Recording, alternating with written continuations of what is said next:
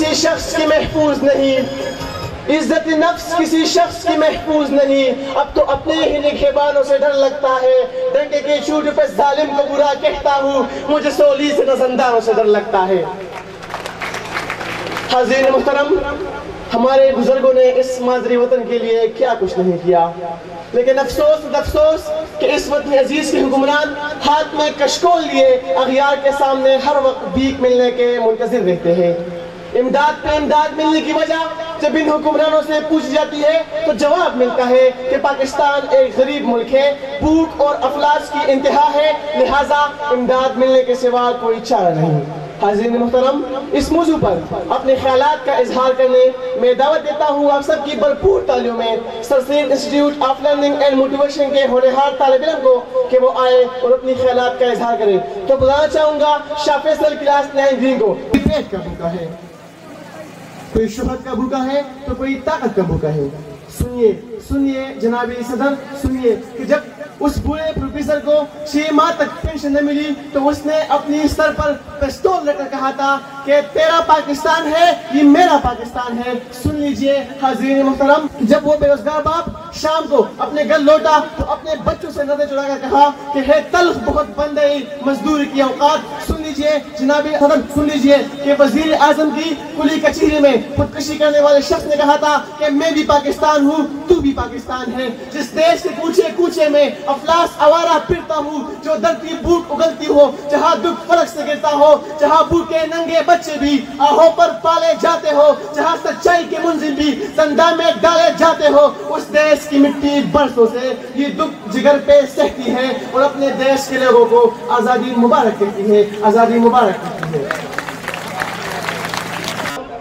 یہ وطن ہمارا ہے، ہم حفاظ اس کے۔ جی ہاں حاضرین محترم، یہ وطن ہمارا ہے، لیکن یہ وطن اس شخص کا بھی تھا کہ جس نے بھوک اور افلاس کی وجہ سے اپنے ہی بچے دریائے راوی میں پھینک دیے۔ یہ وطن ڈاکٹر عافیہ صدیقی کا بھی تھا کہ جسے برہنہ نہ کروا کر امریکی عدالتوں میں پیش کر دیا جاتا ہے۔ یہ وطن اس بوڑھے باپ کا بھی تھا کہ جس نے بھوک اور بے روزگاری کی خاطر اپنے 3 بیٹیوں کو موت کے گھاٹ اتار دیا اور اس نے کہا کہ عجب رسم ہے ان چارہ گروہ کی محفل میں، عجب رسم ہے ان چارہ گروہ کی محفل میں، لگا کر زخم نمک سے مساج کرتے ہیں۔ غریبی شہر ترستا ہے ایک نوالے کو، غریبی شہر ترستا ہے ایک نوالے کو، امیری شہر کے کتے بھی راج کرتے ہیں، امیری شہر کے کتے بھی راج کرتے ہیں۔ حاضرین محترم، وطن سے محبت کا اظہار ملی نغمہ کی صورت میں میں بلانا چاہوں گا کلاس 10 بلو کے طالب علم وقاص کو کہ وہ آئے اور اپنی سریلی آواز میں آپ کے سامنے ملی نغمہ گائے۔ امت مسلمہ نہایت ہی کٹھن دور سے گزر رہی ہے۔ ایک طرف چیچنیا اور بوسنیا میں حد مسلمانوں پر مظالم کی پہاڑ کڑی کر دی جاتی ہے، تو دوسری طرف حد کشمیریوں کو بے گناہ مارا جا رہا ہے، لیکن امت مسلمہ اور مسلمانوں کی نمائندہ تنظیم OIC خاموش تماشائی بنی ہوئی ہے۔ آج اگر میں یہ کہوں تو شاید غلط نہیں ہوگا۔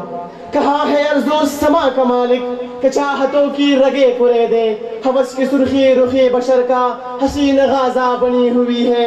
ارے کوئی مسیحا ادھر بھی دیکھے، کوئی تو چارہ گری کو اترے، افق کا چہرہ لہو میں تر ہے، افق کا چہرہ لہو میں تر ہے، زمین جنازہ بنی ہوئی ہے، زمین جنازہ بنی ہوئی ہے۔ حاضرین محترم، آئیے سنتے ہیں مسلمان اور حاضرہ کے موضوع پر کلاس 9 گرین کے طالب علم عثمان خان کیا کہتے ہیں۔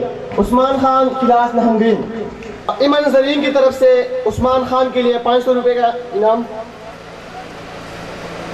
اس ادارے کے وائس پرنسپل جناب محمد اسماعیل خان کی طرف سے سید عامر بادشاہ کے لیے 2000 روپے کا انعام۔ سید عامر بادشاہ کے لیے متحدہ محاذ اساتذہ ضلع بٹگرام کے صدر شاہ خالد اخوندخیل صاحب کی طرف سے 500 روپے کا انعام بھرپور طرح ہونی چاہیے۔ ناظم اسلامی جمعیت طلبہ بٹگرام کی طرف سے عامر بادشاہ کے لیے 100 روپے کا انعام۔ باسط جاوید ارشد خان کی طرف سے شاہ فیصل کے لیے 500 روپے کا انعام۔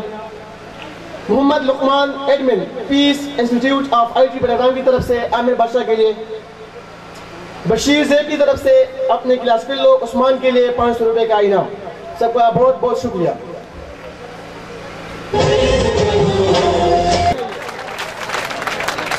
برگشتے یزدان سے کچھ بھول ہوئی ہے، بچکے ہوئے انسان سے کچھ بھول ہوئی ہے، جس عہد میں لٹ جائے فقیروں کی کمائی، جس عہد میں لٹ جائے فقیروں کی کمائی، اس عہد کے سلطان سے کچھ بھول ہوئی ہے۔ حاضرین محترم، 1965 کی جنگ میں ملک ترنم نور جہان نے اپنی سریلی آواز سے مل نغمے گا کر ہمارے شاہینوں کا حوصلہ بڑھایا تھا۔ آج کے نوجوانوں کا حوصلہ بڑھانے میں ملتمس ہوں Sir Syed institute of learning and motivation کی طالبہ مسکان گلفام سے کہ وہ آئے اور آپ کے سامنے اپنی منفرد انداز میں مل نغمہ گائے۔ آپ سب کی بھرپور تالیوں میں مسکان گلفام، جنہوں نے میری راہ منزل میں دیپ جلائے تاکہ میں اپنی منزل کا تعین کر سکوں۔ حاضرین محفل، صرف میں ہی نہیں، کئی ہزاروں نے اس شخصیت کی دیپ سے کامیاب زندگی کا سفر جاری رکھا ہے۔ ان کو دعوت خطاب دینے سے پہلے میں ایک شعر بھی عرض کرنا چاہوں گا کہ تیرے ہوتے ہوئے محفل میں جلاتے ہیں چراغ،